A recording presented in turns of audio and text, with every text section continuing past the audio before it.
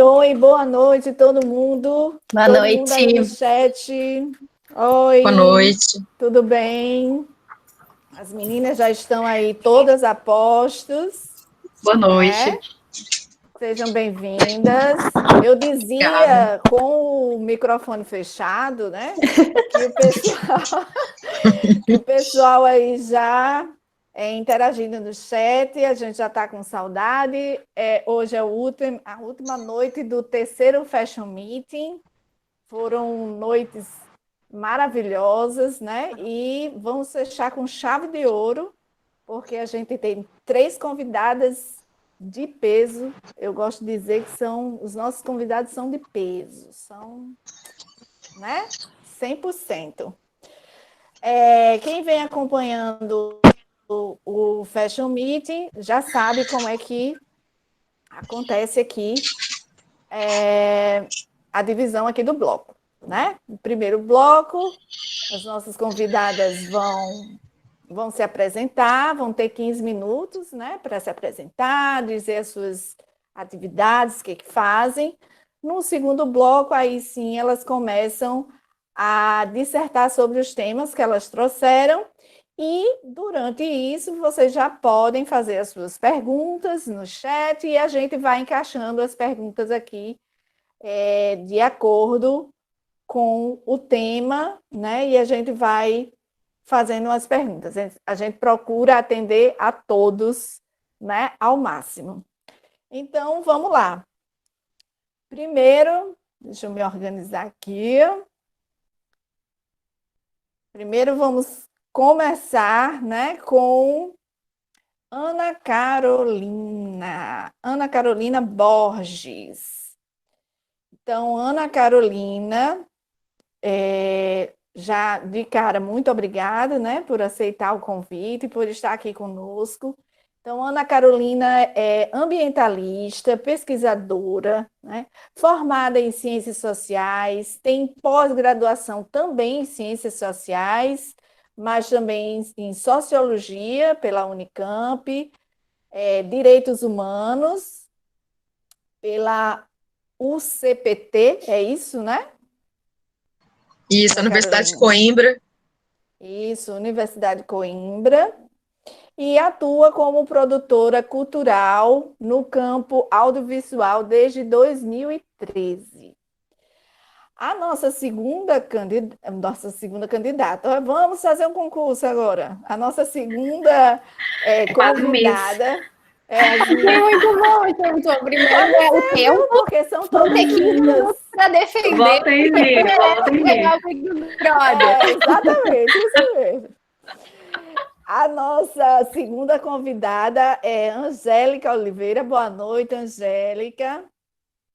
Olá, boa noite. Angélica é Head de Educação e Tecnologia. Por favor, me corrija se o inglês está errado ou certo. É Head, é o nome besta para gerente, Head. Então, Head de Educação e Tecnologia, gerente de projetos, especialista em comportamento e consumo, é das nossas, né? Ela é formada em design e há cerca de 15 anos está atuando no setor de economia criativa. Já prestou serviço de consultoria, de pesquisa de tendências. Há cerca de 5 anos presta serviços para a rede Asta, né? Que quando fala Asta, todo mundo brilha os olhinhos aqui, todo mundo quer saber mais, né? Tem projetos de cunho socioambiental, empoderamento feminino, ou seja, a mulher é poderosa. Né? Vamos à nossa terceira candidata, brincadeira, a nossa terceira convidada é a Laura Madaloso. Laura também é das nossas, é designer, estrategista e pesquisadora de moda, graduada em Publicidade e Propaganda, né, pela Universidade Federal do Rio Grande do Sul, pós-graduada em Design de Moda pela Unicinos, já trabalha há 7 anos com estilo e Desenvolvimento do Produto na Renner, estruturou e gerenciou o núcleo de pesquisa, foi sócia da Insecta Shoes. Olha aí, meu inglês não está tão ruim não, hein? Insecta Shoes, que é a marca de calçados veganos, também todo mundo brilha aqui, que todo mundo quer saber aí sobre a Insecta Shoes. Calçados veganos e ecológicos, onde 4 anos atuou como diretora da área de produtos. Gente, as meninas são muito, muito, muito experientes e têm muita coisa para passar para nós hoje, nessa noite. E aí vamos começar por Ana Carolina Borges, pode ser? Ana vai falar um pouquinho sobre ela, sobre o perfil, o que é que ela fala, depois Angélica e em seguida a Laura. Tudo bem? Vamos lá, meninas? Ok. Boa noite a todos, a todas. Gostaria, em primeiro lugar, agradecer ao convite que recebi da professora Luciane e também do professor Rafael, que foi quem entrou em contato comigo, para participar dessa mesa, que para mim é uma grande honra dialogar com a Angélica e com a Laura. Estou na expectativa dessa conversa, porque eu acho que eu vou aprender muita coisa, né?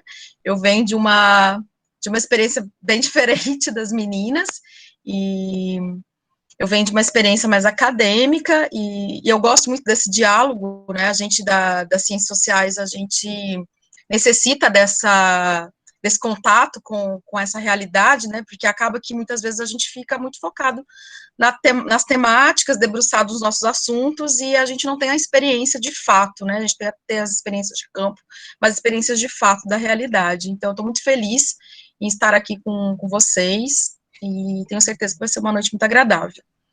Bom, como eu já disse, eu tenho uma trajetória um pouco diferente, que eu venho do meio acadêmico, né? Eu ingressei no curso de Ciências Sociais em 99, e já nesse momento eu comecei a estudar a questão ambiental, né, desde os primeiros estudos, das primeiras pesquisas de iniciação científica, eu comecei a me interessar pela questão ambiental. Eu trabalhei no primeiro momento com a problemática da implementação e implantação da política ambiental brasileira. Esse foi o tema da minha pesquisa, financiada pela FAPESP, durante a graduação, e também foi o tema da minha conclusão de curso. Finalizando a graduação, eu fui fazer um mestrado aí em Sociologia Ambiental, já direcionado em Sociologia, mas numa linha de pesquisa chamada, na época, na Unicamp, de Tecnologia e Questão Ambiental, quando eu estudei a atuação dos movimentos sociais, ou do movimento ambientalista, nas reuniões oficiais da ONU ocorridas no Brasil, que foi a Rio 92, a Rio+5 e a Rio+10. Em seguida, né, aliás, nesse meio de tempo, eu fui professora de ensino médio, fui professora da universidade no Rio, na Ural, também focada ainda na questão das ciências sociais, mais puramente acadêmica. Tive um intervalo aí da academia por conta de ter uma filha e tal, e volto, então, a me debruçar de novos estudos em 2010, quando eu fiz a especialização em direitos humanos, e aí já foi me voltando a uma questão mais específica. Até então, eu trabalhava com questões muito mais teóricas, então eu parti para questões muito mais palpáveis. Fui trabalhar com a problemática da água, que é a minha preocupação até hoje, né? A água no sentido como direito, né? Como eu estava fazendo um curso de direitos humanos, eu estudei o processo, a necessidade da água como um direito, ser reconhecida como um direito humano, e a ideia de que há uma desigualdade gigantesca no seu acesso, né? Naquela época, a água ainda não era reconhecida como direito humano, hoje ela já é, né? Em 2010 não era. E o desdobramento disso foi a minha pesquisa de doutorado, sobre a transposição do Rio São Francisco. E é por esse motivo que hoje eu me encontro morando no Nordeste. Sou paulista, sou do interior de São Paulo, mas atualmente moro em Recife. Eu desenvolvi meu doutorado entre 2012 e 2017, morando no interior de São Paulo, mas fazendo trabalhos de campo na região ribeirinha do Vale de São Francisco, desde Petrolina até a Foz do Rio São Francisco, ali em Penedo, e pude entrar em contato com muitas comunidades tradicionais. Isso foi um processo muito enriquecedor para mim. Eu termino meu doutorado em 2017, né, eu trabalhei com a questão mais política, voltada ao processo de aprovação desse projeto, né, que já estava em curso em obra desde 2007, mas eu me debrucei por um processo entre 2003 a 2005, e depois eu venho para Recife em 2017 fazer um pós-doc na UFPE, no serviço social, mais direcionado a comunidades rurais. Eu trabalhei com 8 comunidades no sertão de Pernambuco, comunidades que foram reassentadas pelo projeto de transposição. Elas são comunidades que viviam nos locais por onde foram construídos tanto os canais da transposição, quanto os açudes, então elas foram realocados dos seus lugares de origem, ou de muito tempo, gerações aqui viviam, e foram realocados para vilas que foram construídas pelo Ministério da Integração. Nessas comunidades existem muitas... não existe existe uma organização comunitária, mas essa organização comunitária é muito frágil, e quando há uma organização comunitária, ela é muito focada na figura feminina, né? O que foi muito interessante para mim nesse processo de pesquisa é que eu tomei contato com essas mulheres e em todas elas, mesmo que haja um representante da comunidade que seja um homem, são as mulheres que se articulam mais, são as mulheres que dialogam mais sobre o problema do local que elas vivem, e estão preocupadas em procurar soluções, e estão mais abertas a novas experiências, né? A população masculina, ela está muito mais endurecida e cristalizada no seu modo de produção, no seu modo econômico, social, os homens reproduzem muito mais a tradição. As mulheres, apesar de estarem focadas nessa tradição, elas estão mais abertas ao diálogo e à transformação. Bom, são muitos elementos que eu vou falar para vocês, mas no fim das contas vocês vão entender que eles têm algo em comum. Paralelo a esse processo de pesquisa, em 2013, eu comecei a trabalhar com um projeto, que a professora já até citou, né, eu trabalho com audiovisual desde 2013, é um projeto chamado Cinema no Interior, é um projeto dirigido por um cineasta de Pernambuco, residente em Petrolina, Marcos Carvalho. É um projeto de educação no audiovisual, onde a gente desenvolve oficinas em comunidades, em pequenas cidades, principalmente comunidades mais voltadas ao mundo rural, e que a maior parte dessas comunidades, desse público, nunca teve um contato com o cinema, né? E eles passam a fazer aulas onde eles vão desenvolver histórias baseadas na sua realidade, eles vão contar suas próprias histórias, vão participar como produtores e muitos deles como atores. Então, a gente faz curta-metragens que refletem a realidade dessas pessoas e despertam o interesse pela cultura e pela valorização da sua própria cultura. O que é mais interessante, a nossa última edição aconteceu agora, há quase um ano, né, que esse ano foi tão não um ano, que para mim foi ontem que aconteceu, mas a gente terminou uma edição no ano passado, em novembro do ano passado, voltada ao Rio São Francisco, edição especial Velho Chico, onde a gente desenvolveu 4 curta-metragens, focado na questão ambiental e cultural do Rio São Francisco, né? Então, nesses trabalhos que eu venho desenvolvendo há muito tempo, tanto de pesquisa, quanto me despertando essa coisa da cultura, quanto a questão das mulheres, eu atualmente estou desenvolvendo um projeto que eu nunca imaginei na minha vida, e por isso eu estou muito feliz de estar nessa mesa, porque vocês vão ver que tem uma relação muito forte, um projeto produtivo, um projeto, de fato, de uma inserção mais voltada à produção mais real na sociedade, um projeto eu acabei, inclusive, de institucionalizar essa empresa, chamada Flor do Caruá, espero que logo mais vocês escutem ela bombando por aí, mas é uma empresa que eu vou iniciar um processo de produção focada em utilizar materiais que vão ser descartados na natureza e transformá-los em materiais utilizáveis às margens do Rio São Francisco, tanto materiais que vão ser descartados às margens quanto no rio, e eu vou iniciar com um processo que é voltado à combinação de educação ambiental, com coleta de resíduo e a produção. Eu vou iniciar com uma saboaria na cidade de Belém de São Francisco. Então, não é direcionado à questão do vestuário, mas está integrado na questão da produção, de fato, né, de bens sustentáveis. Enfim, essa é o meu painel, o painel do que eu faço hoje, do que eu fiz até hoje, desses últimos 20 anos, né, e eu acho que a gente tem muita coisa para conversar. Agradeço novamente e abro para a seguinte. O som. Luciane está sem som. Ah, pronto. Eu dizia que o papo vai ser longo. Que o papo vai ser longo, que aguarde cenas dos próximos capítulos, tá? A Laura está pedindo para que você coloque os links, certo? Depois você coloca os links aí no chat, tá? Gente, essas coisinhas de internet vai acontecer, tá? Se eu cair, por exemplo, já tem aqui toda uma produção, tem todo um aparato aqui por trás que vai dar prosseguimento aqui. Então, vamos lá. Angélica. Ah, outra coisa, deixa eu só perguntar. A Ana Carolina, você falou que vai começar com saboaria, né? Mas no seu resíduo você vai trabalhar alguma coisa com plástico? Não, com resíduo de óleo. Só. Por enquanto. Polímeros, não. Por enquanto, não. A ideia é depois avançar nesse sentido, agregar outros produtos. Mas, por enquanto, a questão do óleo, que é muito dispensado, né, na natureza, principalmente nos rios, que tem um alto índice de poluição, combinado com a produção de uma saboaria mais fina, com os óleos da região e tal. Mas a questão central, nesse momento, é a combinação dessa coleta de resíduo, transformação em sabão ecológico, com a participação de mulheres da região, que vem perdendo muito dessa cultura da saboaria, inclusive. Beleza, vamos trocar figurinhas depois. Vamos lá, Angélica? É com você. Vamos sim, Dulce.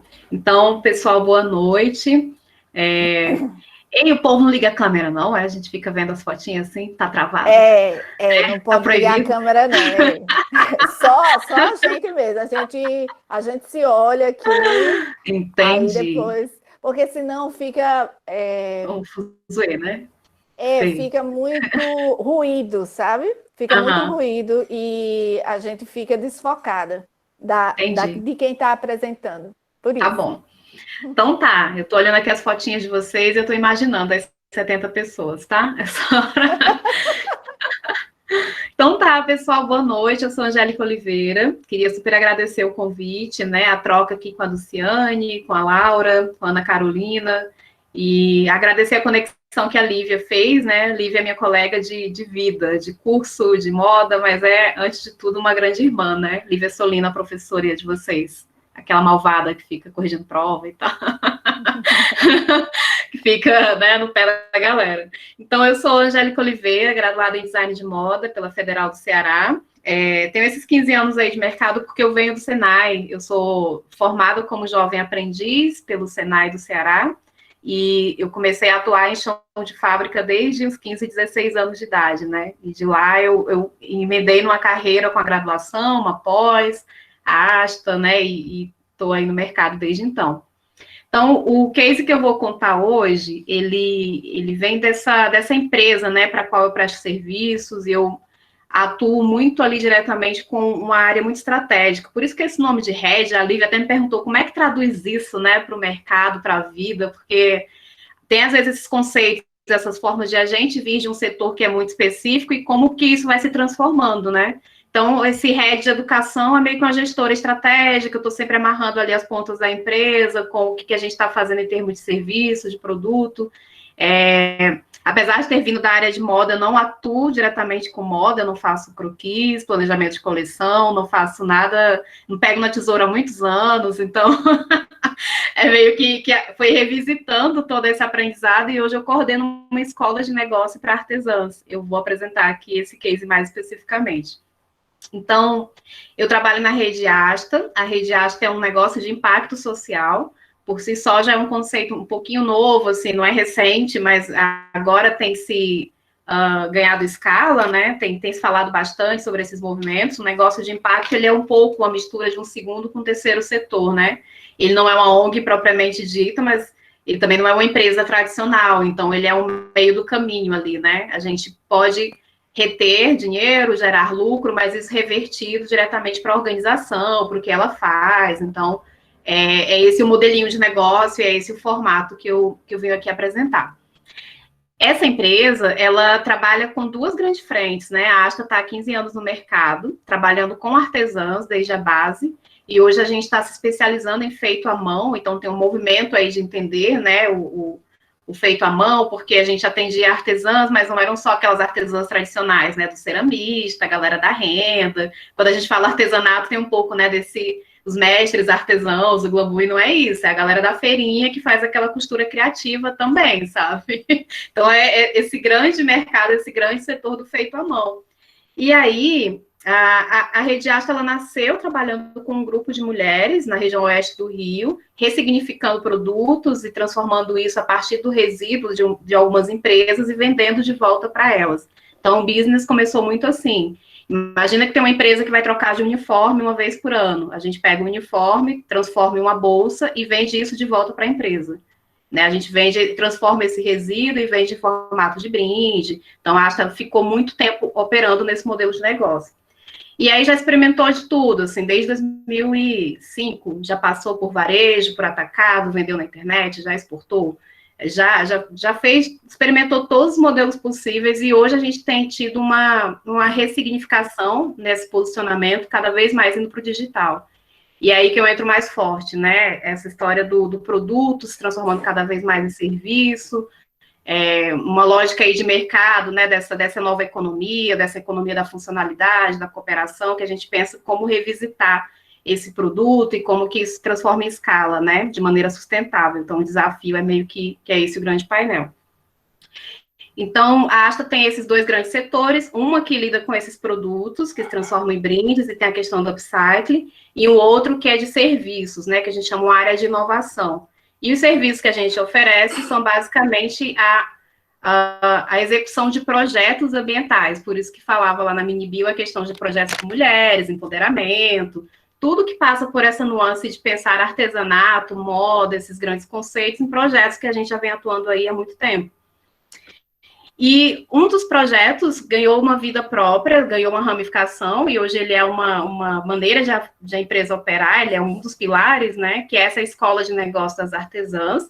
Ela se transformou em um produto de educação, um produto digital, e eu estou à frente dessa escola desde 2015, quando eu entrei na Asta. Então, eu dou, né, desde os treinamentos, a gente juntou tudo que a Asta sabia fazer nesses 10 anos, hoje 15, e transformou num grande projeto pedagógico de um MBA para as artesãs. É meio que assim que a gente comunica, sabe? Então, imagina que elas têm um lugar onde elas vão fazer uma trilha, vão fazer cursos, gerar network e sair de lá com seus negócios transformados. É como se fosse uma grande aceleradora, assim. A gente já formou 10 turmas, foram uns 200 negócios produtivos, aí pode ter associação, cooperativa, pode ter quem é MEI, quem ainda não era formalizado, se formalizou. Em termos de impacto, somos 4 mil impactadas, quando a gente conta, assim, as mulheres, as famílias, né, os grupos, e é isso que eu faço na Asta hoje, só para não me alongar, porque eu nem contei meu tempo, acho que faltam 5 minutos. Tranquilo. Eu vou só compartilhar alguns links principais, mas tem um monte de informação, assim, no site, no Instagram, relatório de impacto, para quem quiser se aprofundar. E é isso, assim, hoje eu estou à frente dessa plataforma, essa escola de negócios está hospedada nesse produto digital, que o nome é Plataforma Asta, e a gente tem, cara, cada vez mais integrado, assim, né, as duas pontas, esse setor que fala muito com o mercado, que está vendendo o produto, como é que eu trago a artesã, a costureira que fez isso aqui para dentro da escola, sabe?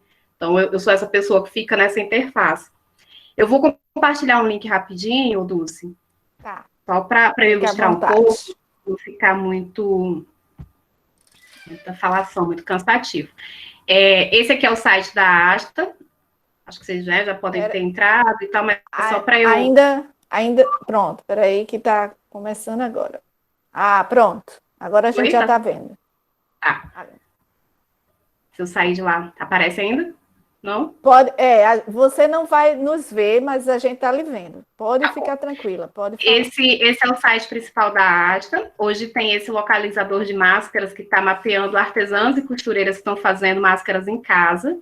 A gente já tem uma lista com mais de 6 mil artesãs e a gente está conectando com pessoas que queiram comprar diretamente delas, pessoas físicas, né, a partir desse mapa, e também pessoas jurídicas, que é um case desse projeto, que hoje ele tem uma vida própria, que é o Máscaras Mais Renda. Ele é um outro case, ele está aí à parte, né, ele tem uma vida própria, como eu falei. Já foram produzidas mais de 3 milhões de máscaras durante esse período da pandemia. Elas são financiadas diretamente nessa produção por grandes organizações, e essas máscaras são doadas para entidades sociais locais, uma ONG, uma igreja, enfim. Tem rolado esse movimento também, né, na Asta. Então, essa parte que eu acho interessante mostrar, ó, hoje a gente tem essa chamada no site que é para artesãos, a gente tem uma escola de negócios e esse localizador de máscara, que eles andam juntos. E para empresas, a gente tem a questão da produção de EPIs, que hoje está muito focado, muito drivado por causa da pandemia, mas também a questão dos brindes corporativos, né? Então, são essas duas grandes áreas que se integram. Quando eu falo da escola de negócios, quando eu clico aqui, ele vai me direcionar para a plataforma, que é essa rede social que eu coordeno. Tem um time de tecnologia, tem designer instrucional, desenvolvedor, enfim. A gente tem essa plataforma que tem quase 6 mil artesãs também cadastradas, onde elas têm uma linha do tempo, elas interagem, elas meio que têm um espaço aqui para gerar rede, conhecimento e mercado, né, num só lugar. Essa escola de negócios, então, ela é totalmente gratuita, ela está aberta para o público. Em algum momento ela vai sofrer alguma atualização, modelo de negócio, mas algo realmente só para suprir os custos, né, principais. E é isso, eu queria abrir para perguntas, estou muito mais a fim de ouvir vocês, de interagir. Tem muita coisa para falar e também para ouvir, quero ouvir muito. Nem se preocupe que aqui eu já estou observando aqui o chat, já está começando aqui algumas coisas. Já posso entrar com as perguntas, Dulce? Agora não? Não, agora não. Vamos para... Tá? Não, vamos para Laura. Vão anotando aí que a gente faz já as perguntas. Deixa eu liberar. Tá, vamos lá, Laura, com você. A candidata tem 15 minutos para se defender. Para defender, porque eu mereço ganhar o Big Brother. Isso aí. Ai, gente, muito prazer, muito boa noite. Estou muito feliz de estar aqui também. Faço eco com as meninas aqui que começaram e me sinto muito honrada em participar da conversa junto com elas. Já ouvindo a vantagem de ser a última, de ouvir a trajetória de todo mundo também, de poder fazer algumas costuras, mas muito, muito bom conhecer vocês um pouco mais. Eu amo muito fazer parte desse tipo de atividade pelas redes que são construídas, então vou ter que corroborar com a fala da Ana e com a fala da Angélica também, porque a gente está falando sobre rede de pessoas aqui, sobre esse poder do coletivo, né? Então sempre saio muito, muito de coração cheio, assim, chego empolgada e saio com a expectativa superada sempre desses ambientes, então estou muito feliz e também de conectar com o Rio Grande do Norte, que eu tô aqui no Rio Grande do Sul, né, gente? Tipo, é uma conexão que, infelizmente, precisou uma pandemia para a gente conseguir fazer essas pontes pelo digital, né? Porque a gente, não sei se você, aquela que já começa a falar nem entrou no que tem que falar, mas para mim foi muito isso, assim, essa descentralização, né? Um dos aspectos, assim, nessa descentralização, essa possibilidade de conectar mesmo à distância, tipo, isso ainda estava numa teoria e agora é muito prática, né? Muito todas verdade. As situações ruins, a gente tem que aproveitar o lado bom, né? Tem que extrair o lado bom. Isso, com certeza, vai entrar na nossa experiência, a gente vai ver com outros olhos e vai conseguir fazer, como você diz, conexões muito mais longe. Se tem algo que eu espero que esteja nesse novo normal, muitas aspas, que se mantenha, é essa conexão. Mas então vamos à minha defesa do Big Brother. Não, mas vamos lá. Então, eu sou a Laura. Eu sou, então, tenho mais de 12 anos também de experiência no mercado de moda. Eu venho que nem, né, tu já trouxe, né, Dulce, vivi uma experiência grande numa varejista tradicional, que é a Renner, então foi minha escola, minha formação, assim, entrei estagiária, saí gerente. Foi quando eu aprendi na prática toda essa realidade do mercado da indústria de moda brasileira, assim, tipo, com todo um lado super positivo E também muitos aprendizados que passam por lugares não tão legais.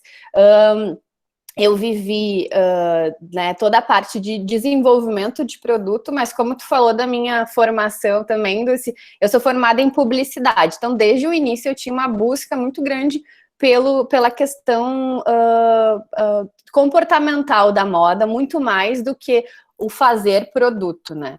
E no meu processo todo de caminhada e de moda também eu aprendi, e aí vou ter que trazer uma fala da Angélica que falou, né? Que disse, não trabalho com moda. Trabalha sim, não quer dizer que tu não trabalha diretamente com produto, né? Que tu não trabalhe com moda. E foi sempre isso que eu acreditei. Que tem N outras carreiras, né? A gente sabe, e não só isso, eu não preciso estar no produto em específico para estar trabalhando com moda. Mas desde lá eu não fazia a menor ideia do que eu estava falando, do que eu estava pensando, só tinha essa certeza que, tipo, a minha carreira era com moda, mas mais para o lado do simbólico do que talvez do objetivo do produto mesmo. E aí, enfim, estava lá naquela minha trajetória super feliz, dentro de uma vida corporativa, quer dizer, relativamente feliz, dentro de uma vida corporativa, tudo dando certo para o que se tem como certo, né? Crescendo em cargos e virando gerente, enfim, assumindo também uma frente de pesquisa de tendência dentro da Renner. E estava em absoluta crise. Quando eu fui promovida para esse papel de gerência, que teoricamente eu estava no lugar que eu mais queria estar, eu não estava feliz. E isso foi lá em idos 2013, 2014. Eu estava numa crise existencial, na realidade, de perda de sentido do que eu estava fazendo. Então, na real, eu não sabia qual era, o porquê. Por que eu fazia o que eu fazia? Para que eu fazia o que eu fazia? E, teoricamente, eu estava no lugar que eu deveria estar feliz em estar. Então, foi minha primeira crise. Mais ou menos nessa mesma época, acho que não coincidentemente, quer dizer, coincidentemente, na realidade, foi quando teve a tragédia do Rana Plaza. Não sei se todo mundo está familiarizado aqui, né? Mas acho que com o Fashion Revolution ficou bem né, popular. E não rolou, apesar da gente trabalhar com bastante importação, desculpa, lá naquela época se falava muito pouco ainda sobre o impacto da indústria, né? Foi lá, acho que começou assim com de uma forma mais massiva. Não que não se soubesse e não se falasse, mas acho que não era tão forte quanto agora. E eu acredito também, né, nesses movimentos comportamentais em onda em que as coisas se conectam, é o espírito do tempo, né, o Zeitgeist. Então, eu estava sofrendo num lugar individual uma mudança que estava acontecendo também de forma coletiva. E aí foi quando eu saí desse emprego, pedi demissão para empreender. Foi meio que minha primeira ruptura assim, com a indústria tradicional para empreender, que era algo que eu também nunca tinha tido experiência na vida, e eu fui empreender com a Insecta. A Insecta recém tinha sido, o site tinha ido para o ar, eu sou bastante amiga da Bárbara, que ainda é sócia da Insecta, que ainda tá lá, e ela estava botando esse negócio, não sabia direito para onde que ia dar e me convidou para ser sócia dela. Tô fazendo uma história longa. Resumo da ópera, eu entrei para construir e vim a me reapaixonar pela moda, porque daí eu entendi que a moda podia ter um impacto positivo, né? Lá na moda tradicional, lá no varejo, na grande varejista, a gente tinha um objetivo, né, um indicador de sucesso que era ser mais fast fashion, né? Eu não sei se a galera aqui deve ser todo mundo mais novo que eu tô com 35. Então, naquela época lá, era muito legal ser fast fashion, né? Era tipo assim, o que tu tem que ser como moda, porque era ser super atualizado, ter toda a informação muito rápida, né? E teve um fator de democratização desse vestir, que, né, se a gente volta um pouquinho atrás ainda, talvez a moda, ela fosse ainda muito restrita, né, antes do fast fashion entrar e da coisa dar muitas possibilidades, muitos negócios surgiram e né, a moda talvez ela fosse muito restrita ainda a poucas lojas que não tinham tanta informação, ou marcas muito caras, talvez pouco acessíveis, né? Isso da moda, sistema da moda, né? Tô falando dessa moda excludente. Enfim, com a Insecta eu pude me reapaixonar pelo fazer, porque eu entendi que havia um propósito também, que tinha por que estar fazendo produtos que estavam, né, reduzindo o impacto ambiental, estavam gerando discussões positivas para as vidas das pessoas, que era algo que lá naquele ritmo do fast fashion, eu individualmente estava sofrendo, a minha crise era com impacto no coletivo, mas era com impacto no individual também, porque eu era uma pessoa muito frita, muito sem tempo, muito doente, eu não fazia terapia, não, né? Eu estava, sei lá, descontando na comida coisas, porque eu tinha pouco autoconhecimento, porque não tinha espaço. O meu foco era muito trabalho, muito resultado, muita prontidão, muita rapidez. E isso deixava muito pouco espaço para eu me conhecer, para eu entender que eu faço parte de um todo também. E que, mesmo fazendo parte de um todo, eu importo também. Enfim, Insecta, tava lá eu. Só que aí, ainda assim, me havia um questionamento, assim, será que uma marca é um impacto realmente relevante, né, que eu posso trazer para o mercado? Eu queria muito que o mercado fosse protagonizado por empresas, assim, como aquela que a gente estava criando. E, claro, eu acho que existe muito essa força, o poder do bom exemplo. É fundamental para a gente promover algumas mudanças. Agora, para acontecer no agora, eu precisava fazer mais. Então, também, 4 anos depois dessa empreitada empreendedora, e que é esse meu recorte aqui, vou trazer isso para a conversa aqui, então, essa experiência de empreender. Eu sigo empreendendo agora, eu abri uma consultoria, e aí faço uma costura muito legal também com o que a Angélica trouxe, assim, tipo, agora a minha piração é entender modelos de negócios tão legais quanto que ela apresentou da Asta e colocar isso em prática, parir junto com essas outras empreendedoras. E a Cora, que é a minha consultoria, tem um foco muito grande nas mulheres, porque somos 75% dos postos de trabalho da indústria da moda hoje, isso de cabo a rabo, né? Então, o meu foco é, através das mulheres, modificar esse mercado, transformar essa realidade mesmo, a partir de novos modelos de negócio. Porque daí também faço a costura com moda não é só produto, até porque a gente tem bastante produto no mundo, né? Acho que a Ana vai trazer um pouco sobre essa referência, eu também vou trazer na minha fala, provavelmente a Angélica também. E não só isso, a gente tem como articular pilares de impacto positivo e de sustentabilidade a partir de relações positivas para o meio ambiente, para as pessoas, para a economia, enfim. Então, acho que fiz um bem boladão aqui para contar um pouco de uma narrativa com cronologia, mas é daí, estou bem empolgada de falar desse lugar que os pequenos negócios e os novos negócios têm como transformação nesse mercado que a gente está vendo que, do jeito que está, não dá para continuar, tem que mudar mesmo. Com certeza.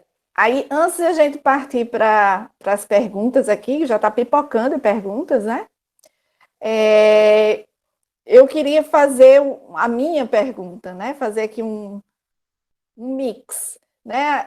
Vocês falaram sobre reaproveitamento, né? Falaram sobre o design atuando em várias vertentes, que é uma coisa que a gente vem batendo muito na tecla, principalmente nessa edição do Fashion Meet, né? Mostrar para a galera que está entrando agora no ramo que existem várias vertentes para se trabalhar e, às vezes, a gente olha para um campo e acha que a gente não tem lugar naquele campo. Só que tem. E a Laura falou para a Angélica, com certeza, né? A Angélica, você tem essa expertise hoje no que você faz, mas é porque você tem esse conhecimento prévio, né? Ontem a gente estava num outro evento aqui também do IFRN, Vesto em Contexto, que os dois convidados falavam justamente sobre isso, sustentabilidade, as várias opções que você tem na cadeia têxtil, que ela é enorme, você pode fazer inúmeras coisas, né? E aí, baseado nisso, na sustentabilidade, meio ambiente e também empresas, a minha pergunta para vocês seria o seguinte: a gente sabe que hoje tem um movimento muito forte, né, voltado para esse âmbito, né, de sustentabilidade. A Angélica aí colocou números, né, 4.000 pessoas atendidas aí com o negócio, mas vocês veem uma velocidade maior dentro dessa mentalidade, e qual é a dificuldade que os grandes empresários têm? A gente também já conversou sobre isso ontem, mas queria saber a opinião de vocês. O que falta, né, para os grandes empresários começarem a ter essa visão? Porque a Angélica passou aí uma estrutura, né, que para a gente é enorme, é uma cadeia grande, que você emprega muita gente e, ao mesmo tempo, você faz uma coisa correta. Então, o que está faltando, minha gente, para esse empresariado se voltar com mais força, né, para essa linha sustentável? Podia começar aí com a Ana.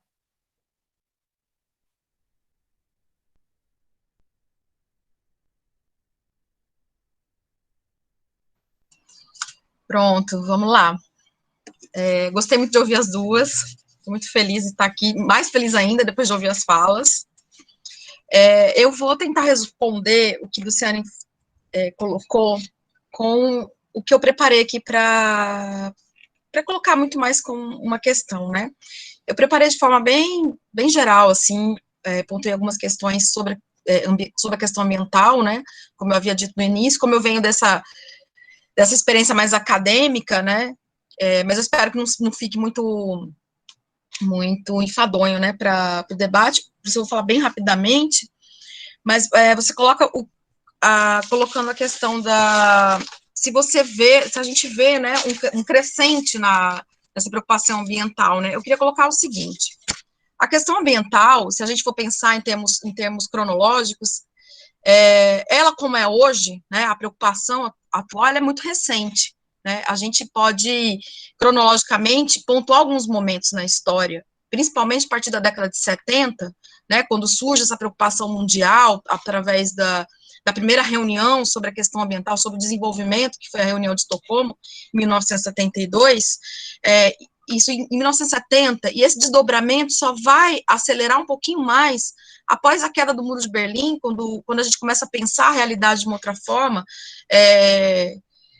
quando essa polaridade entre capitalismo e socialismo coloca em xeque a questão ambiental, né, porque nem para o capitalismo, nem para o socialismo a questão ambiental era colocada, e a gente começa a sentir na própria pele os problemas, muito mais no início voltada a uma preocupação com os recursos naturais vão se acabar, e nós não vamos conseguir produzir mais mercadorias do que como a gente discute hoje, mas enfim.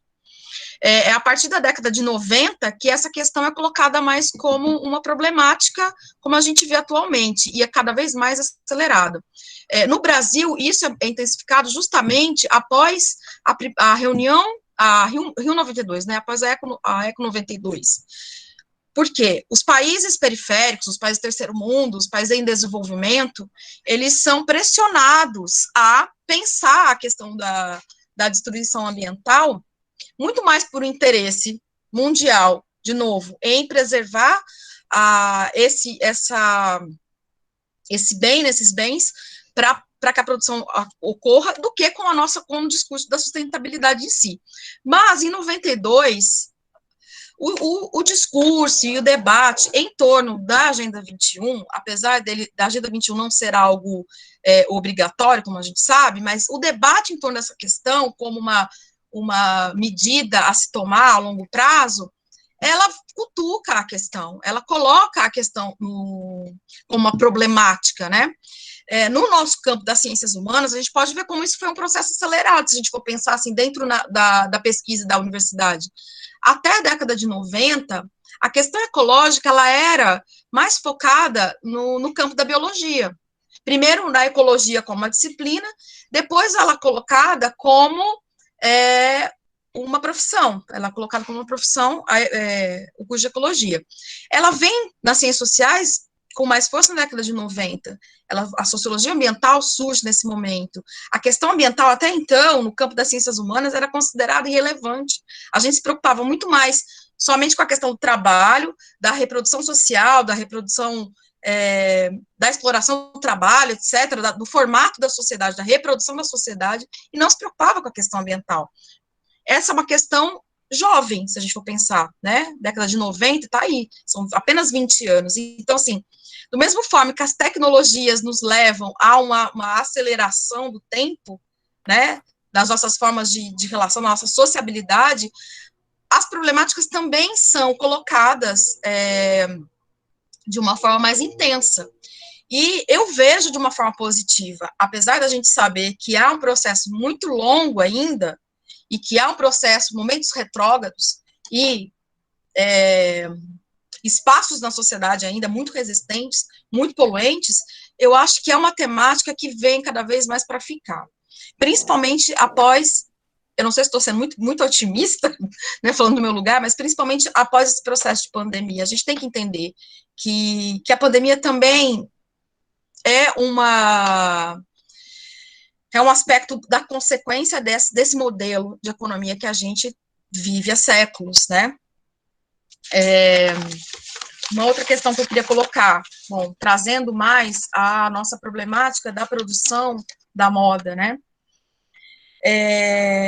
Bom, antes de entrar nisso, eu queria voltar, né? Então, na década de 90, a discussão na universidade vem, nas ciências humanas, mas também é institucionalizado no Brasil, de forma mais direta, a questão ambiental. Apesar do Brasil existir uma política ambiental desde a década de 30, é a partir dos anos 90 que isso se torna mais focado, por exemplo, com a criação do Sistema Nacional de Meio Ambiente, apesar de que, né, a gente sabe que ao longo dos anos, a existência de uma política ambiental, a existência de um Ministério do Meio Ambiente não é algo permanente, inclusive porque o que nós estamos vendo atualmente, né, há momentos de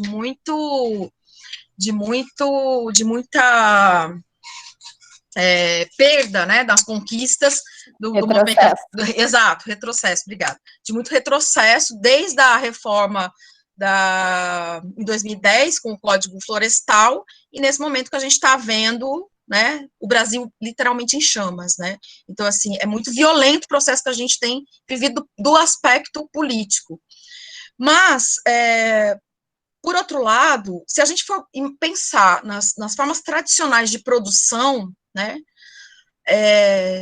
comparados às formas alternativas, né, se a gente for olhar, por exemplo, a forma tradicional de produção do vestuário, né, deixa eu pegar aqui umas questões que coloquei, como que é essa produção tradicional, né, o que eu trouxe para a gente pensar, como é essa produção tradicional dos dois aspectos, aí a gente tem que pensar os dois aspectos, no aspecto ambiental, né, a produção tradicional envolve a monocultura, a utilização de agrotóxico, a utilização de materiais oriundos, a maior parte do petróleo, de derivados do petróleo, quer dizer, indiscutivelmente poluente. No aspecto social, no aspecto do trabalho, como é a produção tradicional? Né? É uma produção voltada à exploração do trabalho, seja ele na forma tradicional do trabalhador assalariado, nós sabemos que há um elemento de exploração muito grande, seja ele no trabalhador terceirizado, ou seja ele ainda no extremo, que é o que a gente vê muito nas experiências de São Paulo, centenas de imigrantes que são super explorados e chegam a um tipo de trabalho similar à escravidão, né? Esse é o formato tradicional que vocês, com a experiência de vocês, sabem muito bem disso, né? Em contrapartida, então, a gente pensa nessa nova forma de produção que vem lá desse pensamento ambiental, com muitas críticas, né? Não vamos também ser ingênuos e achar que o pensamento ambiental é um pensamento puramente positivo e que não merece crítica. Sim, há muitas críticas, por exemplo, nas ciências sociais, né, na sociologia ambiental, a gente critica muito esse processo. Bom, basta a criação de produtos sustentáveis, no sentido ambiental, mas que não mude a lógica tanto da produção e que não mude também a lógica do acesso a essa produção, né? Ou seja, a criação de nichos de consumo, basta para a gente mudar o paradigma da sociedade. Então, essa é uma questão que se coloca, e eu acho que isso, lá no passado, há 20 anos atrás, que a gente estava só no nível do diálogo e da problematização, da reflexão intelectual, da reflexão nos meios institucionais, hoje ela já está atingindo a sociedade de uma forma mais concreta, né, porque ela atingiu a produção, mesmo que isso seja um processo ainda em andamento, e sempre vai ser, né, isso não é inegável, a gente não vai salvar o mundo do dia para a noite, né, e não sei nem se o caminho que a gente está seguindo é esse mesmo, é o caminho preciso, né. A gente vai tentando, fazendo esse trabalhinho, formiguinha, né? Exatamente. Obrigada, Ana. Angélica, e você poderia responder a minha pergunta, mas eu acho que já tem também uma pergunta especialmente para a Asta, né? Isso, produção? Produção aí. Cadê a produção? Produção? Oi, gente! Teacher Moali entrando em ação. Boa noite, meninas. Obrigada por participar do nosso evento.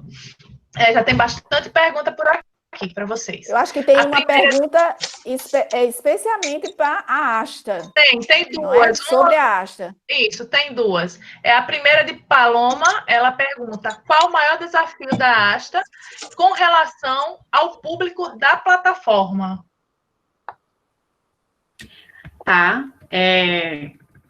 Muito obrigada, Carol, pela introdução e vários assuntos aqui que poderia a gente falar muito, né, se amarrando todos os cases. E, sei lá, quando eu penso em termos de desafio para a plataforma, a primeira coisa que me vem à mente é letramento digital, né, é falar de inserir esse público para todo um pensamento de estar na internet, baixar o aplicativo, né, quando a gente pega dados do Sebrae, o setor de artesanato está envelhecendo, são mulheres, 50 anos ou mais, os saberes não são repassados, ou a juventude não se interessa, porque isso não gera, né, renda, então prefere, às vezes, trabalhar de recepcionista no hotel do que fazer uma renda, um filé, e isso meio que está morrendo, né, junto com essa geração. E a plataforma, ela é um convite para essa mulher acessar a internet, entender que também é para ela, que assim como ela consegue passar corrente no Zap, bom dia, gatinho, bom dia, boa tarde, boa noite, ela consegue usar esse celular a favor dela, né? Então, entrar na plataforma... isso sabe fazer, né? Pois mulher, a gente fala assim mesmo. Para isso tá bombando, tem espaço, tem memória, mas vamos usar esse tempo e essa energia que você coloca em estar no aplicativo para fazer algo também pelo seu negócio, né? Se entender como artesã, então... Assim, com certeza, um dos maiores desafios é a questão do letramento digital. Quero falar de tecnologia, de acesso, de expandir, mas aí quando eu vou para o público que é artesão, ele está aí 1%, acho que a última pesquisa do Sebrae que a gente pegou, 1% tem menos de 24 anos. É muito inexpressivo, né? Tá envelhecendo, assim, o público. Então, é muito, muito forte o desafio. Eu vi aqui algumas perguntas, eu estou me coçando para responder, eu sei que vocês têm aí o script, mas eu não podia deixar de responder uma que fala o que fica desmotivado, né, com trabalhar com sustentabilidade, assim. E eu já faço uma amarração com a minha primeira fala da questão do não trabalho diretamente com moda, né? Que bom que vocês têm professoras incríveis e que já estão falando há muito tempo que moda não é só produto, não é só tesoura, agulha, máquina, modelagem, né? Tem outras vertentes. Mas quando eu fiz essa fala, eu quis dizer assim, talvez na época que eu formei com a Lívia, existia uma coisa muito forte dessa orientação para o mercado, né? Para o chão de fábrica, para o desenvolvimento do produto, e essas coisas de quem pensava estrategicamente esse setor, ficava sempre na mão do administrador, do engenheiro, né? Os caras lá mandando como é que fazia, não sei o quê, e a gente aos poucos entendendo essa rota, né? Então, sim, trabalho com moda, estou dentro de um setor de moda, lidando com artesãos no país inteiro, e agora que eu amarro com essa pergunta do que fica, né, o que me faz se desmotivar algumas vezes, trabalhando com sustentabilidade. Quando eu tenho que negociar com alguém de moda, que eu vou lá dentro, liga para mim, aí pede, tu tem uma artesã que tu faz um crochê, não sei o quê? Tenho. Quer valorizar? Quer fazer a piloto com ela, pagar R$200 na bolsa? Não, muito caro, não sei. Aí é quando o bicho pega, sabe? Eu fico, cara, tá aí a moda, né? Todo mundo falando, todos os movimentos, dizendo que é importante valorizar quem faz. O Fashion Revolution com todo o movimento do quem fez minhas roupas, quem tá por trás, quanto custa, né? E na hora que você tá lá, isso a gente recebe muito grupo de estudante lá na Asta, né? Pessoal do C-Ticket, não sei o quê. E eu sempre falo, quando vocês forem para essas grandes marcas, não fica pleiteando preço com a artesã e, né, a mulher se destaca da Zona Oeste do Rio para fazer uma piloto, e aí paga o que é justo, né? Ela tá fazendo um trabalho à mão, um crochê super trabalhado, uma técnica ali super rebuscada. Se você quer isso na tua coleção, se você quer trazer isso para a indústria, então paga o valor justo, né? Ou entende se é realmente isso e tal.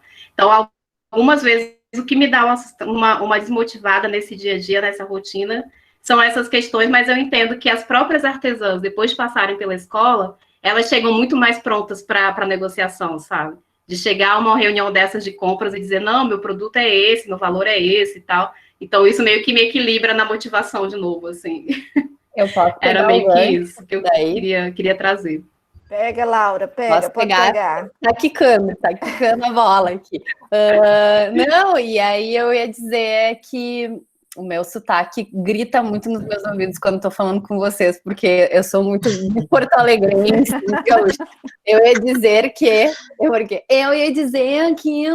sou eu falando, mas tudo bem. Eu ia dizer que, para isso, por essa dificuldade que a Angélica trouxe, que pretensiosamente eu fundei a Cora, porque a nossa ideia é justamente desenhar modelos de negócio para que esse conflito que a Angélica acabou de dizer não exista. Ou a gente treine a cabeça de quem está empreendendo, ou quem está desenvolvendo moda, desenvolvendo negócio de moda, desenvolvendo produtos, não chegue com essa mentalidade para negociar com a Asta. E a artesã, é óbvio, ela é importantíssimo para ela esse trabalho que a Asta faz, e ela tem mais é que peitar e dizer o quanto vale mesmo valorizar o trabalho dela, mas ela não precisa mais ouvir isso das empresas. As empresas e quem está desenvolvendo tem que ter a consciência, sim, e tem que repensar os seus modelos para não chegar a acontecer isso que acontece. Daí eu costuro com a primeira pergunta também, tipo, por que as grandes ainda não estão... É porque, como a Ana também trouxe, né, toda uma retrospectiva, o sistema, ele ainda não favorece esse novo jeito de pensar. Que bom que já estamos questionando de forma bem mais estrutural e mais profunda nos dias de hoje o sistema qual a gente vive. Mas, num primeiro momento, ele não promove e ele não visa o que a gente está querendo quando a gente fala de sustentabilidade. E todo mundo que vai para o mercado ou que vai empreender aprende da cartilha bem tradicional do sistema capitalista, visando somente o lucro, e o lucro acima de tudo, por todos, né, independente dos meios. Esse é o único objetivo. Quando a gente começa a repensar modelos de negócio, e aí eu também costuro com a fala da Angélica, negócios que estão... negócio de impacto positivo, que são negócios que geram lucro sim, mas que geram lucro e outros indicadores de sucesso, outros resultados, que são bem-estar social, regeneração ambiental, enfim, o que for o teu modelo de negócio, a gente começa a construir uma outra realidade desse mercado, dessa indústria também. E aí eu também me decepciono muito nesse momento, assim, quando me coloco de frente ainda a pessoas que estão nesses lugares de poder, então, essas grandes empresas, e que não querem abrir mão desses privilégios que acessaram, porque o sistema prevaleceu, né? Esse sistema prevaleceu isso. É difícil, é dolorido de mudar, mas é aos poucos mesmo que a gente vai fazendo essa transformação. Eu acredito mesmo que a partir dessa mobilização dos negócios menores e dessa consciência individual é que a gente promove a mudança, porque isso a gente vai mexer com o mecanismo do mercado mesmo. Quando as pessoas que consomem e que produzem estão alinhadas, né, as tendências vão apontar que é mais interessante para o mercado olhar para isso, né? E aí a gente começa a plantar alguma mudança na cabeça de quem está dentro dessas grandonas que não querem sair desse lugar, né? Pelo menos nesse formato guerrilha a gente vai plantando alguma transformação. Então, aí, Teacher Moali, Vamos prosseguir com as perguntas da galera aí, né? Vamos sim, que temos muitas. Geórgia Dantas, ela pergunta para a Angélica. O trabalho da Rede Asta é incrível, é uma referência. Como manter os mais diversos públicos de artesão motivadas e não desistir? E se existe alguma capacitação na Rede Asta para guiar mentores que desejam trabalhar com artesãs, levar o conhecimento até elas no local? Foi Geórgia, né, que perguntou? Geórgia, foi. Tá, Geórgia, brigadão pelo elogio, pela pergunta, super inspiradora. Até mandei para o consultor que ele está pirando nessa sua pergunta. Tem um consultor que está hoje apoiando a gente na estratégia da plataforma, porque ela vai ter uma virada, né, no modelo, na transição do modelo de negócio. Acho que caiu aqui, peraí. Mas vamos lá, a primeira pergunta era como manter as artesãs motivadas, né? Fazendo venda, fazendo ela ganhar dinheiro. Então, a gente fala que é uma escola de negócios para artesã, não é um curso onde ela vai se inspirar, onde ela vai ver que é importante aprender, gerir pessoas, também é isso, mas ela tem que ganhar dinheiro, é um portal, sabe? Ela tem que entrar assim e sair desse jeito. Ela tem que acessar esse monte de conhecimento de mentoria que está aí no mercado, que é caríssimo, com quem dá, assim, o pulo do gato, com quem fala o que o setor tem para se diferenciar. E ela tem que acessar essa jornada, tem que ter mentoria, tutoria, para ela sair de um jeito, entrar de um jeito e sair de outro. Então, o que motiva esses diversos grupos de artesãs, classe A, B, C, a norte e sul do país, é ela usar todo esse conhecimento que ela tem nessa escola de negócio a favor do negócio dela, porque aí vai vir mais cliente, ela vai mudar o canal de venda, ela vai mudar a estratégia dela, ela vai entender que é horário para postar no Instagram, que tem que marcar hashtag, tem que não sei o quê. Coisa que ela sozinha ali na rotina produzindo nunca não acessa, sabe? Não para pensar que muitas vezes que ela é um negócio, né? Que ela tem que ter acesso a esse universo de informações. Então, a escola, ela nasceu nesse tripé de rede, conhecimento e mercado, não foi à toa. Ali naquela linha do tempo, elas se encontram, elas marcam alguma coisa, elas curtem o produto uma da outra, né? Já começa a gerar uma conexão. Na questão da escola, elas têm os cursos, tem um ambiente pedagógico mesmo, AVA, né, uma questão de EAD, aí toda montada para trazer ela para esse universo da educação. E mercado, ele provavelmente vai virar um aplicativo à parte, né? A nossa área de mercado hoje, da plataforma, era para ela criar vitrines, e essas vitrines serem visualizadas por compradores PJ, lojistas, né, no país inteiro. Então, e aí, o grande gancho da história da plataforma é essa, ela acessa uma rede, ela está gerando conhecimento, ela faz uma vitrine para os comerciantes verem o produto dela, né? Lojista, pessoal de moda, decoração, não sei o quê, ter tudo num lugar só. Então, essa história do mercado, ela veio muito forte, porque é isso, todo dia tocava o telefone na asta de comprador, estilista, pedindo contato de crocheteira, não sei o quê. Gente, ver tudo num lugar só, pelo amor de Deus. A ideia era mais ou menos essa, você quer ver, vai lá e filtra, quero ver quem faz crochê no Maranhão, quero ver quem faz palha no Ceará, quero ver quem não sei o quê. E aí, nisso, rolou esse movimento. Essa área de mercado cresceu bastante e vai provavelmente se tornar um aplicativo à parte, porque eu não dou mais conta dela e vai ter outro gestor e tal. Meio que elas vão trabalhar muito integradas, assim. E aí, respondendo a questão dos mentores, é o sonho do Leonardo, que é o consultor que está aí com a gente, também já veio de mercado, já entende muito dessas questões. Ele queria montar um programa de mentoria para a gente trazer alunos ou pessoas de empresas, né, que às vezes fazem algum tipo de contato para a gente fazer alguma parceria com essas artesãs. E brilhou o olho essa coisa do local, né? Como é que a gente lá com o escritório Rio-São Paulo acessa essas mulheres que estão lá no interior do Maranhão, que estão em Roraima, pessoal que está querendo, né, entender essa escola e fazer algum encontro presencial em algum momento. Então, seria lindo ter. Ainda não tenho, a gente está desenhando. Se tiver novidades, em breve eu informo para vocês, para a Lívia, para a Dulce. Não sei, a gente está discutindo exatamente entre hoje e amanhã essa possibilidade, porque é um programa de voluntariado, de mentoria, algo muito, muito maior, né? Mas é uma excelente ideia e é isso, a gente está validando. Nos mantenha informado, por favor, né? Vamos lá, Moa. Vamos lá para a próxima. Jéssica, ela pergunta para a Ana. O cinema no interior desenvolve trabalhos de diversos temas ou tem um foco central? Vocês já incluíram a moda seridoense nesse trabalho? Alunos de universidade, institutos e escolas públicas, eles podem fazer parte de algum? Já fizeram parte de algum? E se existe algum projeto que foque nesses grupos? Obrigada, Moali. Obrigada a quem fez a pergunta, esqueci o nome. Jéssica. Jéssica, obrigada. O cinema no interior, ele depende de editais, então ele atua de acordo com esses editais do audiovisual, né? Mas já esteve no Rio Grande do Norte um período, e sim, ele inclui escolas públicas. Como que funciona o processo?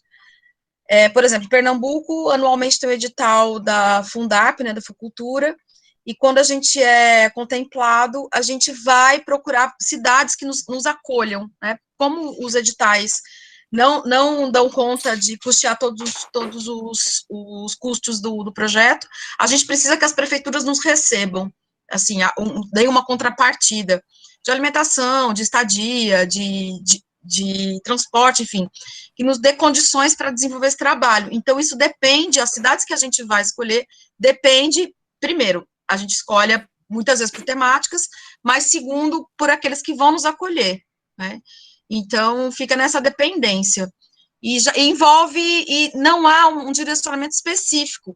A gente chega nas escolas para divulgar o projeto, mas também a gente vai de encontro com organizações da comunidade e é aberta a todas as idades. Então, a gente rompe com essa ideia de faixa etárias. A única coisa que a gente faz é crianças acima de 10 anos, porque tem as oficinas de roteiro e é preciso que tenha essa dinâmica da escrita e tal.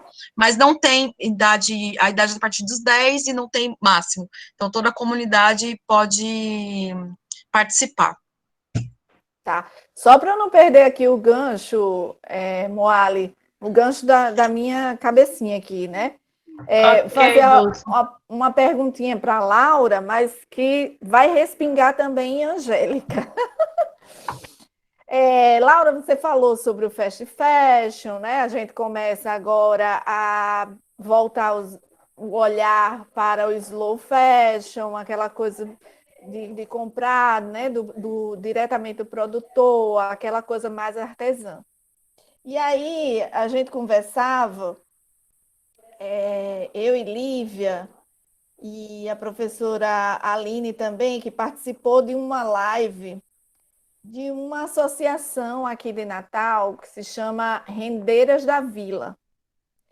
E aí, como a Angélica falou, a expertise, o conhecimento tá indo embora, porque as mulheres estão ficando mais velhas, esse conhecimento não está passando. Eu sou uma delas, eu me entrego. A minha avó fazia renascença. E eu vi aquilo ali e nunca me interessei de aprender, porque o meu negócio era tecnologia, era engenharia e não tinha tempo de aprender, né? Cheguei no máximo ao ponto cruz. E aí a representante de lá, que é Maria Maré, ela disse que uma das dificuldades que tem é justamente chegar com essas rendeiras, explicar para elas como é que elas podem agregar valor aos seus produtos, né? E aí a gente fez essa ponte com Lívia e eu conversando com Lívia, porque ainda não caiu a ficha para essas pessoas, talvez pelo conhecimento, né? Porque começaram a trabalhar ali naquele cantinho e não querem, né? Não querem ter outro olhar para o Instagram, né? Não querem aprender mais alguma coisa. E aí dá tristeza porque você não agrega valor.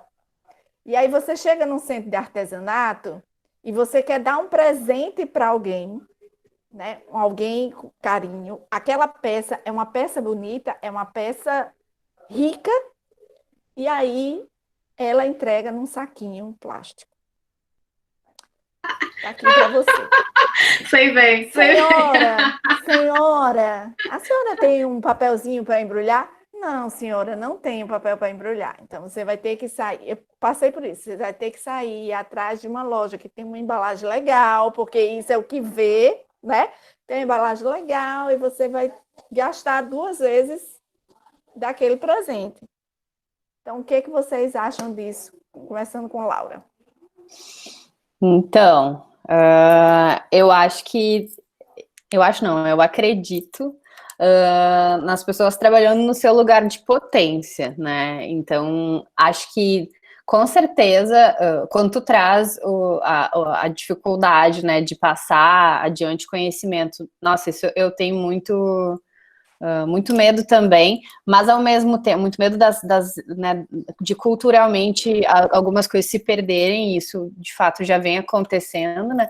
Mas também eu acredito nos saltos geracionais, assim, eu acho que a nossa geração talvez não esteja tão interessada, mas a nova geração, acho que ela está mais interessada em aprender, sim, esses fazeres manuais e continuar, assim, né, esse legado.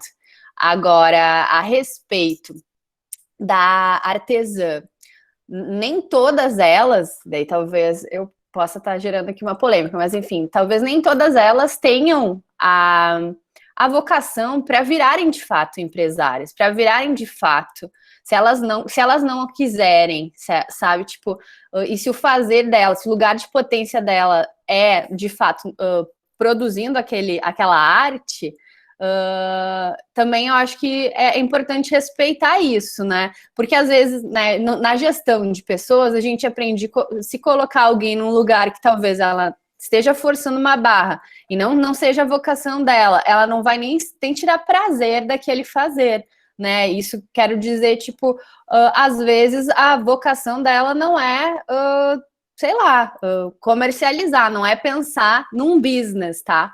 Nem todas, também não passando uma regra e fechando essa conta assim necessariamente. E aí, por isso, eu acredito também no poder das colaborações, porque daí a gente coloca junto o melhor dos dois mundos, né?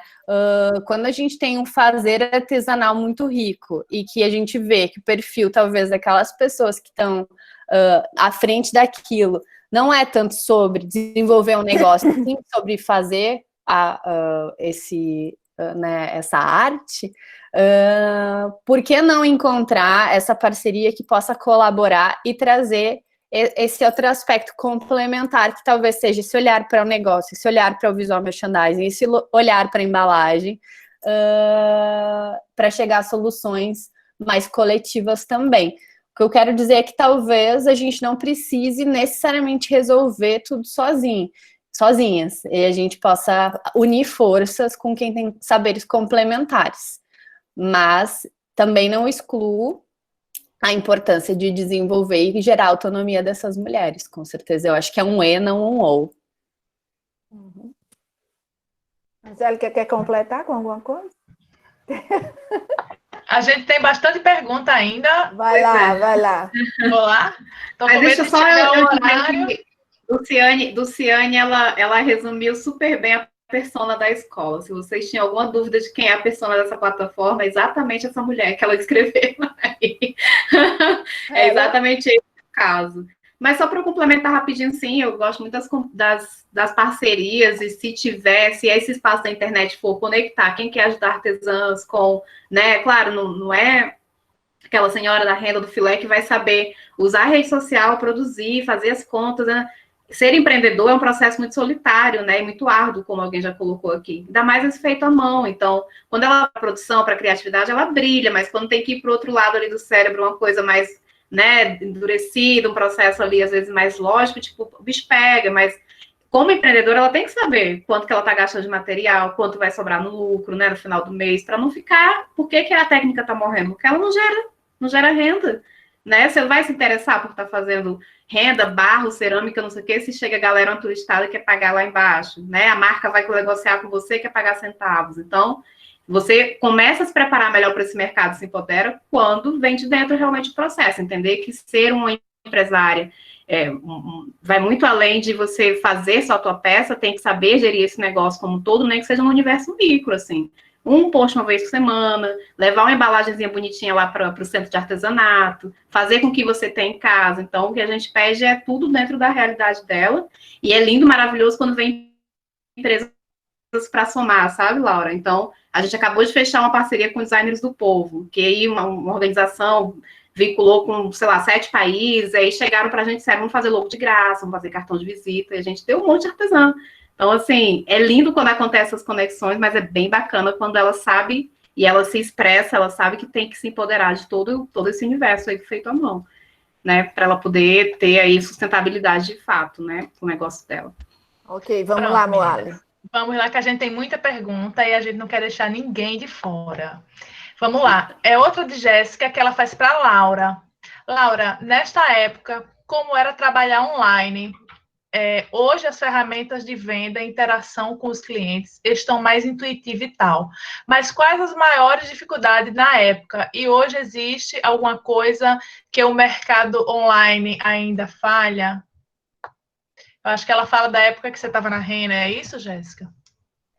Boa, obrigada, Jéssica. Acho não, eu ia perguntar exatamente isso. A gente está falando da época de Renner ou da época de Insecta? Assim. Ficou na dúvida. Na época da Insecta. Na época da Insecta, respondeu ali. Tá, beleza. Porque na época da Renner, realmente, o desafio digital ainda era maior. Mas na época da Insecta, não faz tanto tempo atrás, e já foi um negócio que nasceu no online, ele nasceu nativo, digital, depois que foi ter a loja física mesmo, né, a primeira loja física. Então, mas na época, o maior desafio que a gente enfrentava com certeza era a questão de, será que cabe no meu pé? O desafio que a gente vê, né, de uma não padronização de modelagem e de calça, de sapatos, no caso, que era o nosso produto, né, é o produto da marca até hoje. Então, existia uma dificuldade muito grande um medo de comprar online, e que daí também, depois de pandemia, né, a gente viu acabar com esse medo, porque era o único caminho que a gente tinha. Então, acho que a gente teve esse outro movimento importante, assim, da digitalização das coisas mesmo, desse fim desse tabu da compra online, e na época, com certeza, era o que a gente enfrentava, assim, tinha esse medo de que não vai servir, medo de que não vai calçar bem, que vai doer meu pé, que vai ser duro, que vai ser desconfortável. Então, a gente usava muito recurso de produção de conteúdo para sanar essas dúvidas.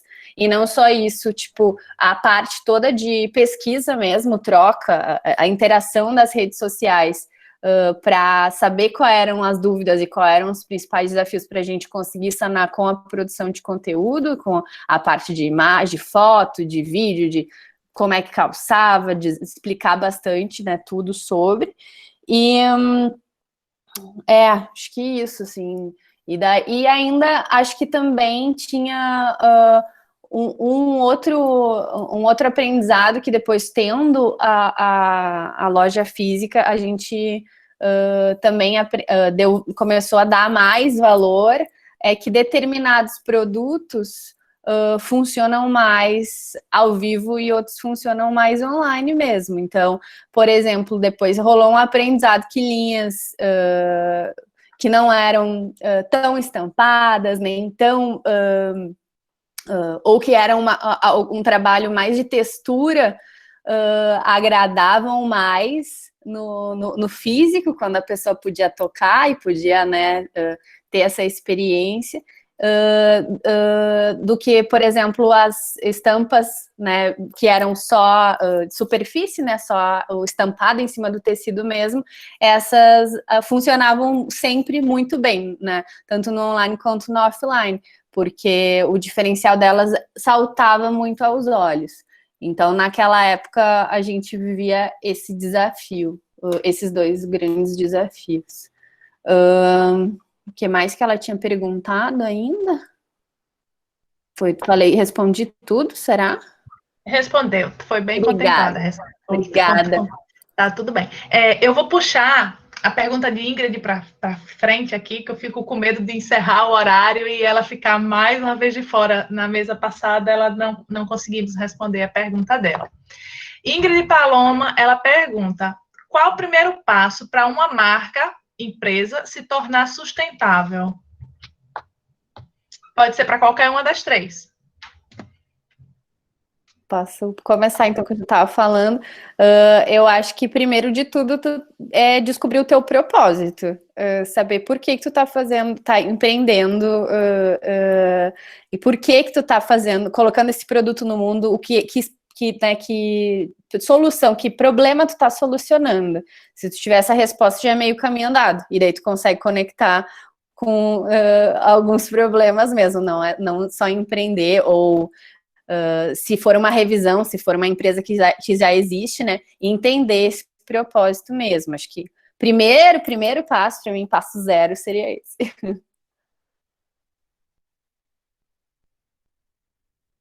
Pronto, vamos lá para a próxima. É para as três, depois para Ana Carolina. Pergunta para as três: como vocês veem a relação entre produção sustentável e condições de trabalho mais humanizada? E para Ana Carolina: e você sabe analisar a relação entre a indústria da confecção e destruição do meio ambiente? Essa pergunta é de Rafael.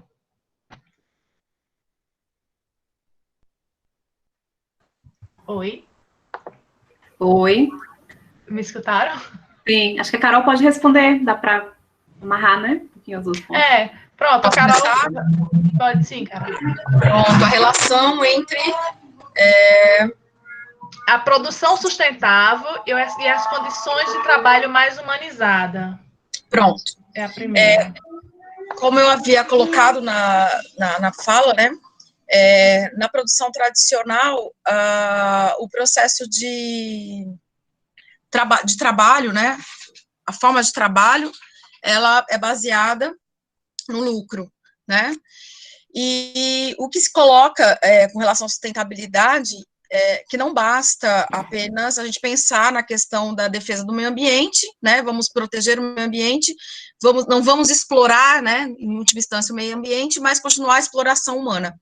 Então, a gente tem que reinventar essa forma. Bom, eu acredito que, teoricamente, alguns modelos, a gente pensa em alguns modelos, mas na prática as meninas já têm colocado.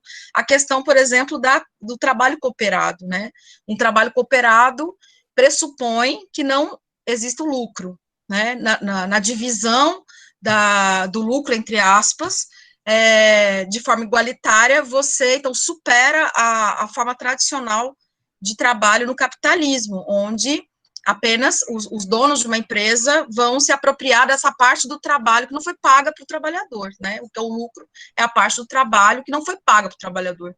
Então,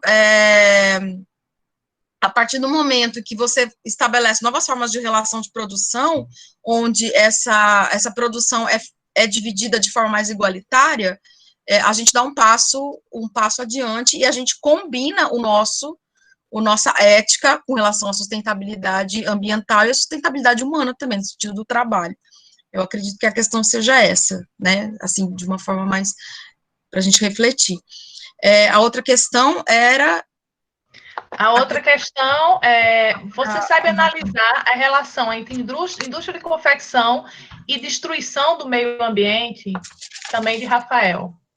Bom, saber analisar toda essa cadeia, não sei pontuar, não é a minha área específica, mas como eu disse lá no início, como a minha preocupação é a questão da água, eu vejo, por exemplo, uma das questões mais complicadas sobre a água é tanto a utilização na produção, desde a produção da matéria-prima via agricultura, utilizando agrotóxico, utilizando água, utilizando agrotóxico que volta para o manancial, também na produção têxtil, a utilização dessa quantidade de água gigantesca e principalmente na questão do tingimento, né?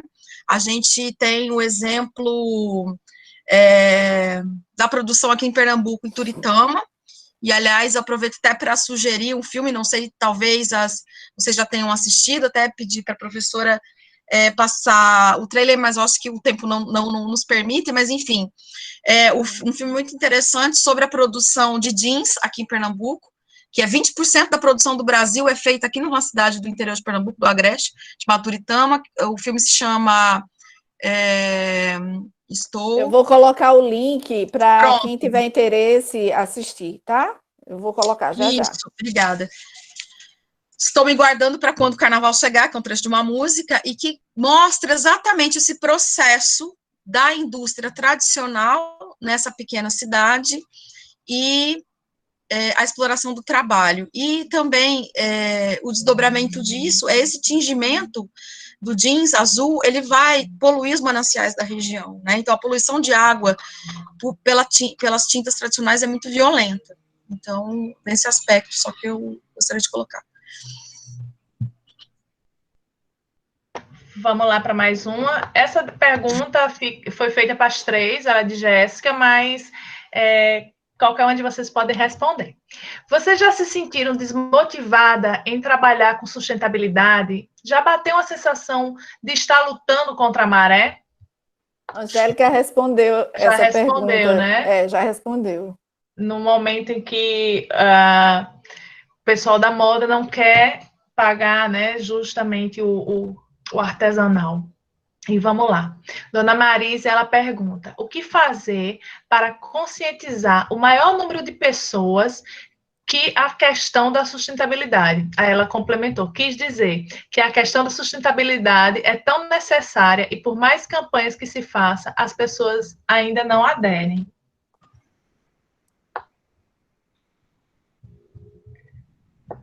Exato. É para isso que estamos trabalhando, né? Todas, tem que ser um movimento coletivo mesmo, né? Acho que, pegando a bola quicando aqui, para mim, a grande virada de chave é essa consciência do coletivo e da interdependência das partes.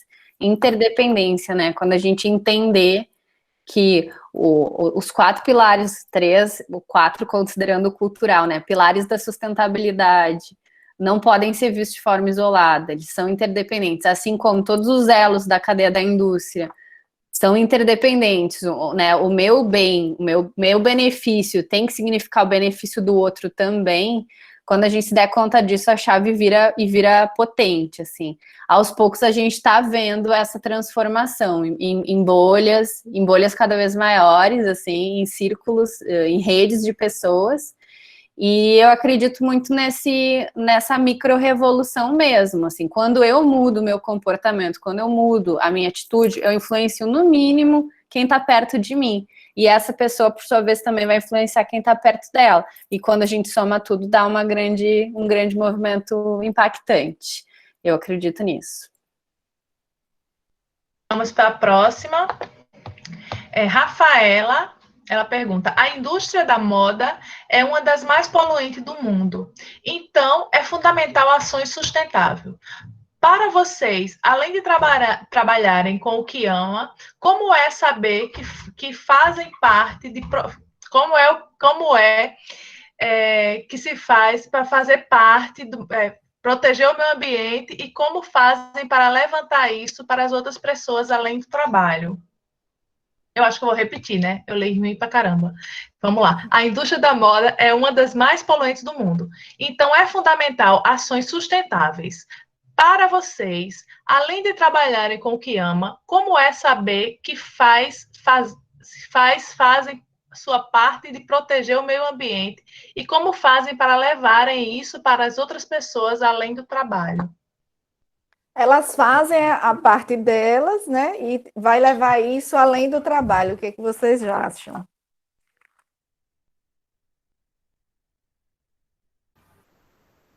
Vamos aí. Eu acho que tem uma questão aí de alinhamento de expectativas, né? Um negócio social, um negócio tradicional que venha a migrar esse modelo e pensando nessa questão do impacto, ele tem os tempos também, né? Então, não dá para resolver todas as dores do mundo de uma vez só, essas micro-revoluções que a Laura bem colocou aqui. Então, quando minha maneira de fazer minha micro-revolução é fazer um curso de consumo sustentável para as minhas 6.000 artesãs, e dizer, né, ao invés de usar essa tinta que vai poluir os mananciais, como a Ana colocou, tenta fazer uma tintura natural, né, usar casca, usar não sei o quê. E aí vem toda a outra ponta, que é o quem paga por isso, né? O consumidor. Então, toda uma campanha, a gente está em plena pandemia, como a Paloma colocou aí, nunca se discutiu tanto sobre a questão de precisa ser sustentável, é um grande chamado, né? Esse processo que a gente está vivendo é um grande chamado para repensar esses futuros, que a gente está conversando há tanto tempo, que precisa mudar, que a coisa tem que ter uma outra cara, que o setor tem que mudar a sua forma de operar. Então, acho que a minha maneira de colocar, entender as problemáticas, né, que são aí holísticas, são várias coisas amarradas nessa ponta, fazendo minhas micro-revoluções. Falar para o público, para quem eu atendo, conscientizando uma a uma, e vai gerando essa rede que a Laura bem colocou. Acho que é por aí. Agora vamos para a última pergunta, é de Mozani. Como vocês avaliam a perpetuação das técnicas artesanais para a nova geração? Aqui em Caicó, por exemplo, temos a tradição do bordado à máquina, que tem perdido bastante espaço para os bordados produzidos em máquinas digitais, que produzem um processo manual com custo e tempo menores. Ainda há espaço e interesse do ensino e aprendizagem desse aspecto? É bem aquilo que já vinha, né? Já vinha tocando aí, Laura falou, Angélica falou, mas vamos lá, complementa aí, gente. Eu acho que essa é a última pergunta, ninguém falou mais nada no chat, e aí a gente já pode partir para as considerações finais, não é isso, Dulce? Sim, yes. Fique à vontade, meninas, para responderem. Quer Ana Carolina, ou Laura, ou Angélica? Posso responder e posso já fazer minhas considerações, né? Então, essa questão da juventude, como eu coloquei, isso de entender que a tecnologia ela está aí para servir também para um setor que tem uma cara de antigo, né? Quando a gente pensa em artesanato, e não. Não sei quem foi a linha da família, se foi uma avó, Dulce, que fazia Renascença, mas hoje tem aplicativo para isso, né? Então, assim, talvez chamar um sobrinho para, de repente, coordenar a página do Instagram. A gente tem vários cases, assim, na escola, né? Ah, mãe, isso aí que tu faz é valorizado, tipo, e a avó e tal, e ele começa a ver valor naquilo. A gente tem umas maneiras de engajar essa juventude com tirar foto do produto, postar, tudo que envolve esse universo digital, ele começa a ver que aquilo ali tem lá o seu valor, né? E acredito que nesse caso específico do bordado, perdendo espaço para a máquina, passa pelas questões de produção que a gente já colocou, passa pelas questões do consumidor querer pagar o preço que vale aquele produto feito à mão. Então, a gente vive na prática, assim, né? O que é artesã, por um lado, desistir de fazer aquilo porque não tem quem pague, e, por outro lado, a pessoa, quando vai buscar, está vendo cada vez menos no mercado, né? Tem cada vez menos essas técnicas aí oferecidas. Eu sempre que vou na SEARTE, eu sou de Fortaleza, né? Tem sempre um a menos, assim, né? Aquela senhora que fazia aquele bordado específico, que não sei o que, fechou. Aí você vai lá no mercado também de artesanato, também não tem mais o quiosque. Então, assim, as coisas estão sumindo, e acho que se eu puder responder a pergunta, vai muito de entender que a tecnologia, ela pode integrar esse saber ancestral, que as coisas não têm que ficar do jeito como era escrito em pedra, elas podem usar esse universo digital para ressignificar e atrair mais gente para fazer e mais gente para comprar. Então, acho que essa é a minha fala, fazendo, né, a resposta à pergunta que foi colocada, e minha fala final passa muito por isso, entender? Eu gosto muito de algumas partes que a Laura trouxe sobre essa questão do lugar da potência, e entender que a internet também está aí para isso, que tecnologia também está aí para isso. Nesse momento de pandemia que a gente está vivendo, super aí carimbado, né, o quanto que tem salvo esses lugares, essas telas, essas conexões, e que para esse setor de moda e artesanato que a gente chegou aqui a conversar também, isso é fundamental, entender que também é para elas, né? Então, sustentabilidade passa muito por isso. O chamado desse evento, ele veio muito para mim nessa questão de como é que eu integro uma questão de tecnologia com sustentabilidade, como é que eu repenso esses valores, e isso se começa da academia, se começa da escola, eu acho que é o melhor dos cenários, assim.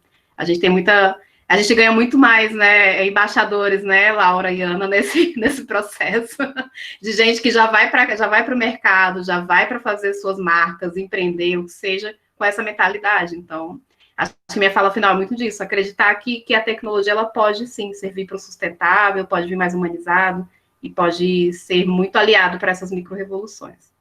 Juntos chegaremos lá, né? Resumindo, juntos chegaremos lá.